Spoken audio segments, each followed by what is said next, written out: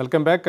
పార్లమెంట్లో కాంగ్రెస్ ఎంపీల సస్పెన్షన్పై ఈవేళ కీలక పరిణామం చోటు చేసుకునే అవకాశాలు కనిపిస్తున్నాయి. ఎంపీలపై సస్పెన్షన్ను ఎత్తివేసే దిశగా నిన్న రాజీ ప్రయత్నాలు జరిగినట్టుగా వార్తా కథనాలు విస్తృతంగా చూస్తున్నాం. ముందుగా సంపత్ గారు, సస్పెన్షన్ను తొలగించాలని ఒక రకమైన రాజీ ప్రతిపాదన మీ వైపు నుంచి వచ్చిందా, లేకపోతే బీజేపీ వైపు నుంచి వచ్చిందా, లేకపోతే సమాజ్వాదీ పార్టీ లాంటి మధ్యవర్తుల నుంచి వచ్చిందా? మొదటగా సస్పెన్షన్ చేయడం ఇంతవరకు సబబు అన్నది విషయం. దాన్ని బట్టి సబబు కాదు అన్నప్పుడు సస్పెన్షన్ ఎత్తేయాలి, సబబే అనుకున్నప్పుడు సస్పెన్షన్ కొనసాగించాలనేటువంటి నిర్ణయం తీసుకోవాలి స్పీకర్ కానీ అధికార పక్షం కానీ, ఈవెన్ ప్రపోజల్ వచ్చినటువంటి ప్రతిపక్ష పార్టీ నుంచి. అయితే అసలు సస్పెన్షన్ చేయడానికి గల కారణాలు ఏంటి?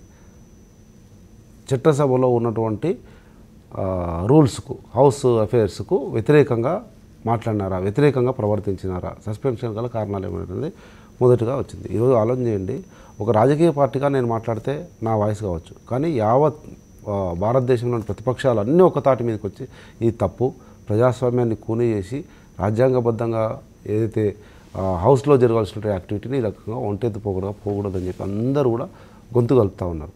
అప్పుడు అటువంటి పరిస్థితుల్లో ప్రజాస్వామ్యం that is the spirit of our nation. Democratic సిస్టంలో మెజారిటీ సెక్షన్స్ అయితే చెప్తున్నా that has to be accepted by any government.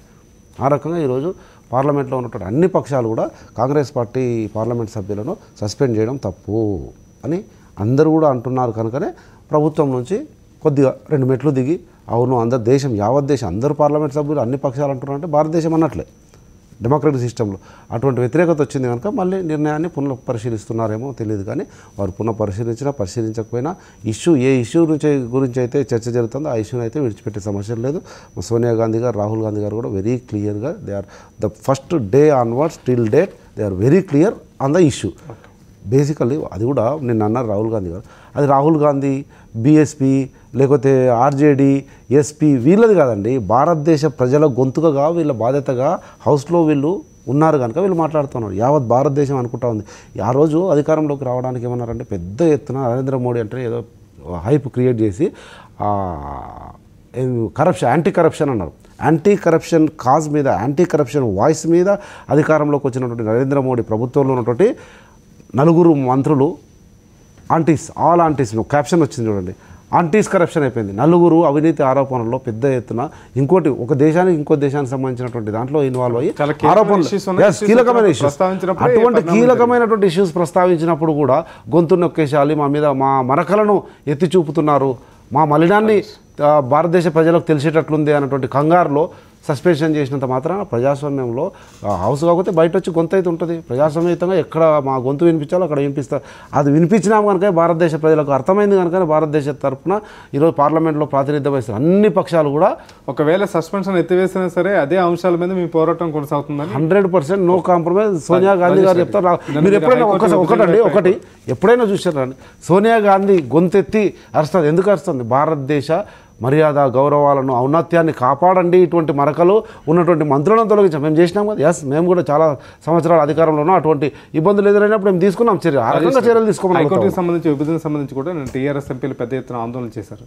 ఈ సస్పెన్షన్ల వ్యవహారంపై కావచ్చు, లేకపోతే హైకోర్టు విభజన గురించి కాదు, మీ పార్టీ వైఖరి ఎలా ఉండిపోతుంది, ఇవాళ పార్లమెంట్లో ఎట్లాంటి కార్యాచరణ ఉంటుంది? సస్పెన్షన్స్ మీద ఖచ్చితంగా దాన్ని వ్యతిరేకిస్తూ సస్పెన్షన్ చేయకుండా ఏదైతే సమస్యలను ప్రజాపక్షం తరఫున వీళ్ళందరూ ప్రశ్నించారో వాటన్నిటిని కూడా చర్చకు పెట్టాలని చెప్పేసి మా అభిప్రాయం.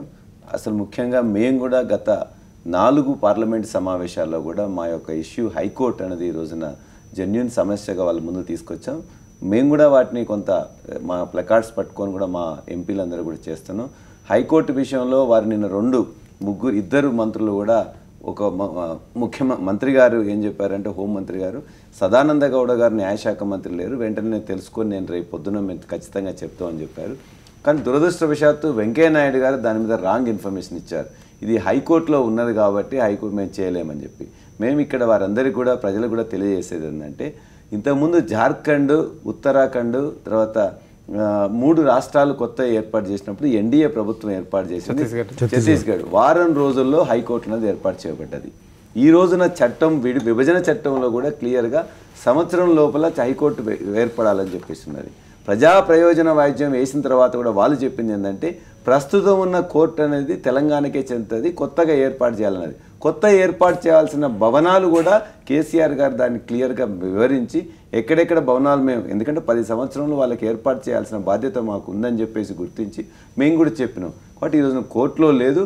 ప్రభుత్వానికి చిత్తశుద్ధి ఉన్నట్లయితే కేంద్ర ప్రభుత్వానికి క్యాబినెట్లో ఒక తీర్మానం చేసి అది ప్రెసిడెంట్కి పంపిస్తే సరిపోతుంది. ఇక్కడ ఇంకా వేరే చర్యలు ఏం లేదు. ఇక్కడ ఖచ్చితంగా మేము భావిస్తున్నది చంద్రబాబు నాయుడు, వెంకయ్య నాయుడు గారు కలిసి ఈ తీర్పుని దీన్ని ఇమ్మీడియట్గా లేట్ చేయడానికి అని చెప్పేసి మాత్రం చేస్తున్నారు. ఎందుకంటే నిన్న ప్రజా ప్రయోజన వాయిద్యం అయిపోయిన తర్వాత కూడా దాన్ని కోర్టులో ఉందని చెప్పేసి పార్లమెంట్ను తప్పుదోవ పట్టించడానికి ప్రయత్నం చేస్తున్నప్పుడు మా సభ్యులు వినోద్ కుమార్ గారు కూడా చెప్పారు.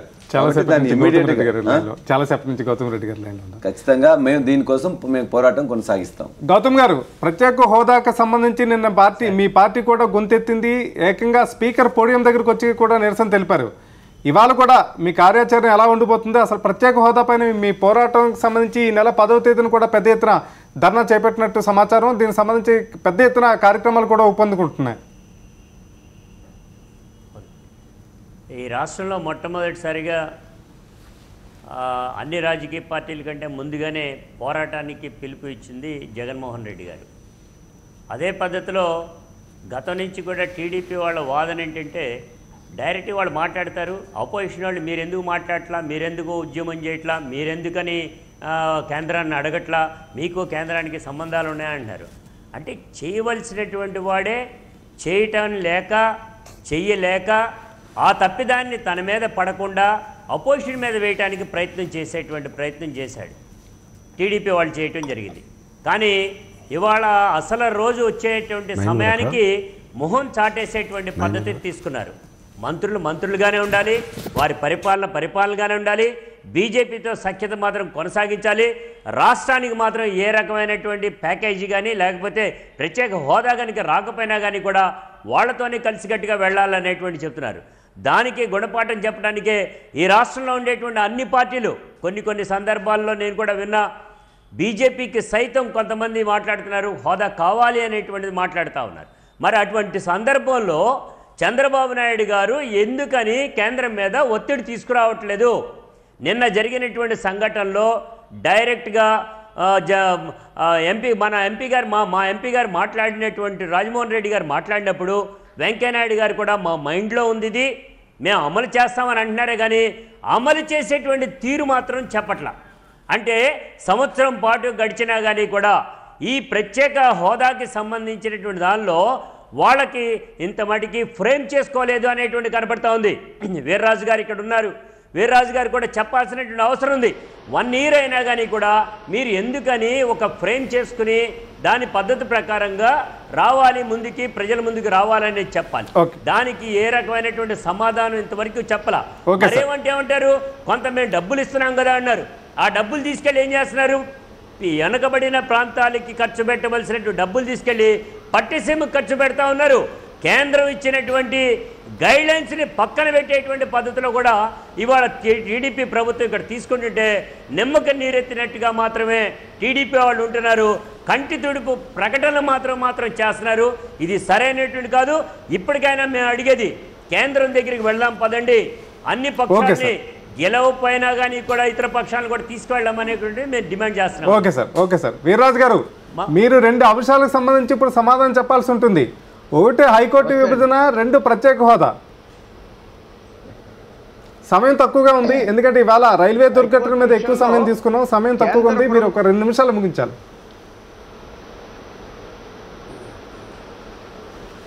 సమాధానం చెప్పవలసిన వాడిని నేనే. రెండిట్లకి తక్కువలో ముగించాలంటే అది సాధ్యమైతే చేస్తా.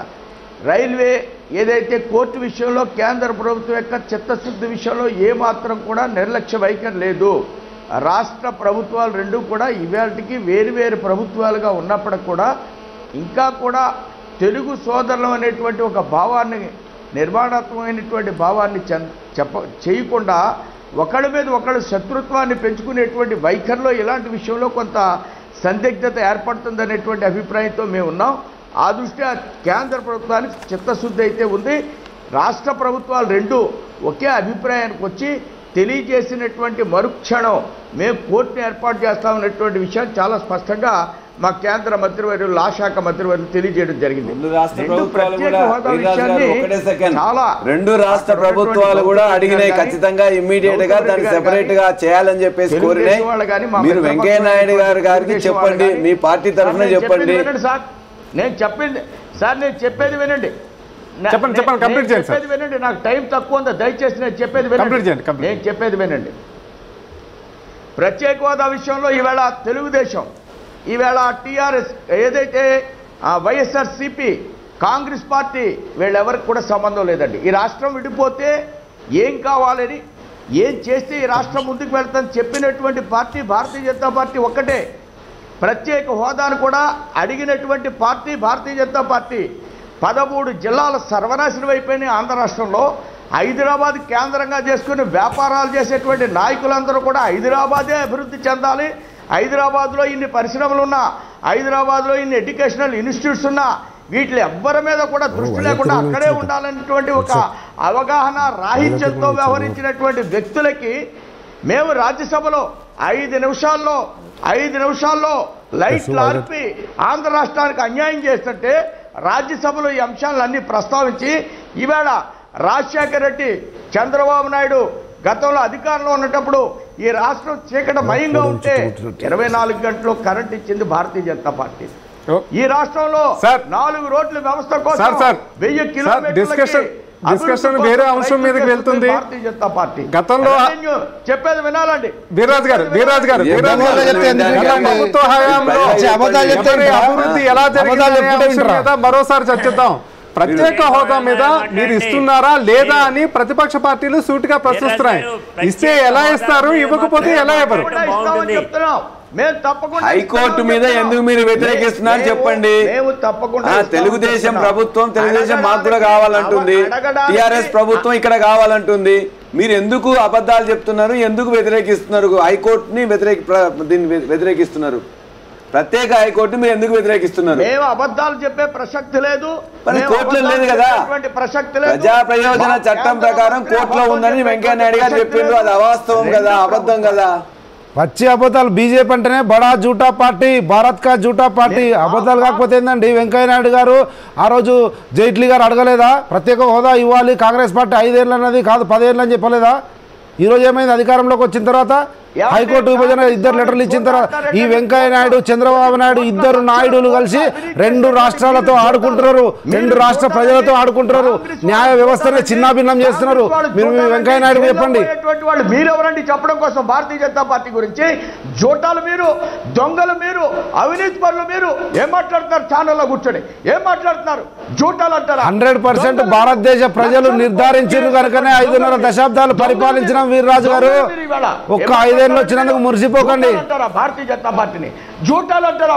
100% జూటా పార్టీ. వెంకయ్య నాయుడు చెప్పేదంతా జూటా మాటలు. జైట్లీ చెప్పింది ఆ రోజు ఏమిటి, జైట్లీ చేస్తున్నది ఈ రోజు ఏమిటి? రాజ్నాథ్ సింగ్ గారు ఎన్ని రోజులు చెప్తారు? ఇదే పార్లమెంట్ సాక్షిగా 50 సంవత్సరాల నుంచి నూతన హైకోర్టును